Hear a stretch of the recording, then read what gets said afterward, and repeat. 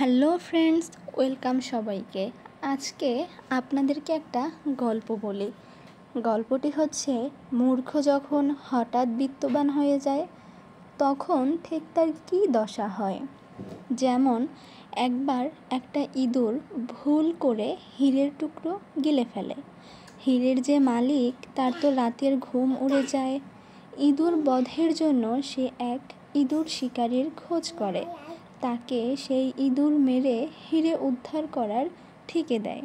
শিকারী যখন ইঁদুর মারতে ইঁদুরদের বাসস্থানে পৌঁছায়, সে দেখে হাজারের উপর ইঁদুর একে অন্যের সঙ্গে গুতোগুতি করে বসে শুয়ে আছে, আর একটা ইঁদুর সবার থেকে আলাদা এক জায়গায় চিৎপটাং হয়ে শুয়ে আছে। শিকারী তাক করে ওই ইঁদুরটাকেই ধরে আর তার পেট চিরে হীরে বের করে মালিকের হাতে সেটা তুলে দেয়। নিজের হিসেব বুঝে যখন সেখান থেকে যেতে উদ্যত হয়, মালিক তিনি আশ্চর্য হয়েছিলেন শিকারীর কেরামতি দেখে। তাকে জিজ্ঞেস করেন, হাজারো ইঁদুরের মধ্যে তুমি কি করে বুঝলে ভাই যে ওই ইঁদুরটাই হীরে গিলেছে? শিকারী তখন জবাব দেয়, এটা খুব সহজ স্যার।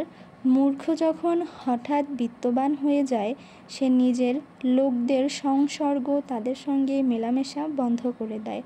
অর্থাৎ এই গল্প থেকে আমরা শিখলাম যে মূর্খ যখন হঠাৎ বিত্তবান হয়ে যায়, সে নিজের লোকদের সংসর্গ, সৎসর্গ, তাদের সঙ্গে মেলামেশা বন্ধ করে দেয় এবং নিজেকে মহান কিছু ভাবতে শুরু করে।